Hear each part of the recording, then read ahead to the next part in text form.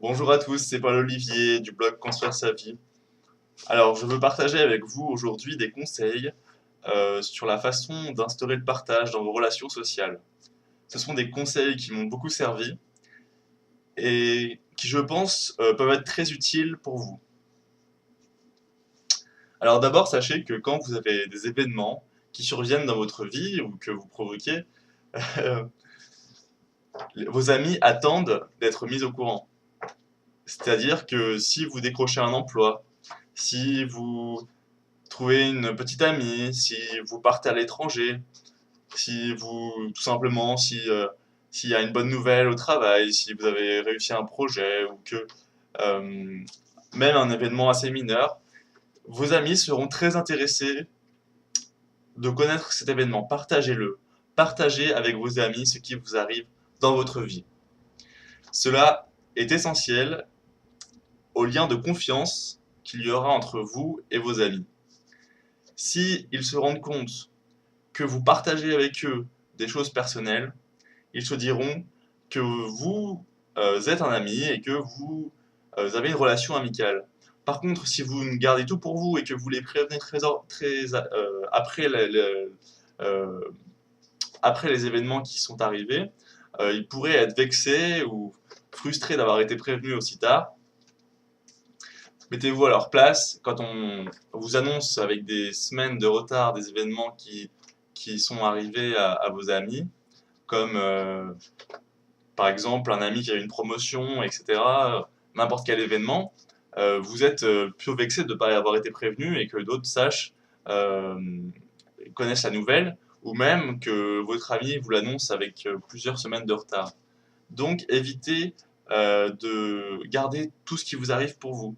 Et dites à vos amis, voilà, j'ai eu une promotion, voilà, sache que j'aimerais partager ça avec toi parce que je suis très content, etc. Vous instaurez une relation qui sera plus proche. Alors, je pense que l'amitié est un lieu où tout peut être dit et tout peut être entendu.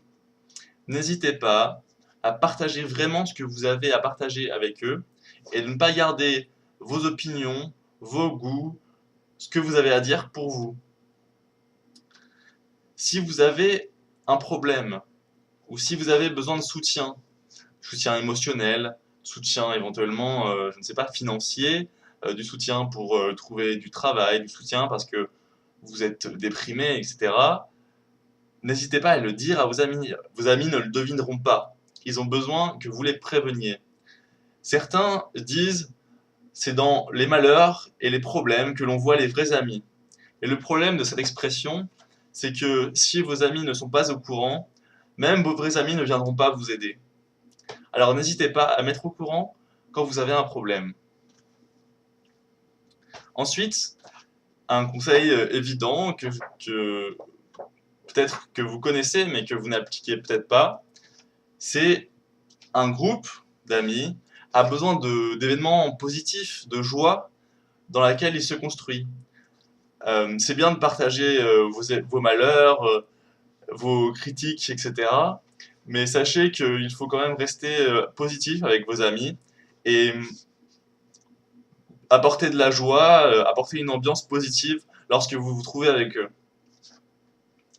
Alors, il y a quelque chose de très important, c'est de donner votre opinion.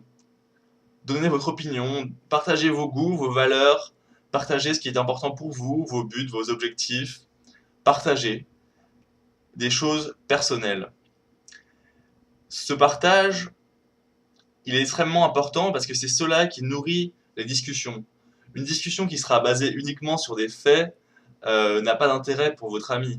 Il pourra se documenter tout seul chez lui sans vous demander quel est le périmètre de la Terre, etc. Il n'a pas besoin de savoir ça. Ce qui importe, c'est que vous donniez votre opinion, que vous partagiez des choses personnelles, des avis, des critiques, etc.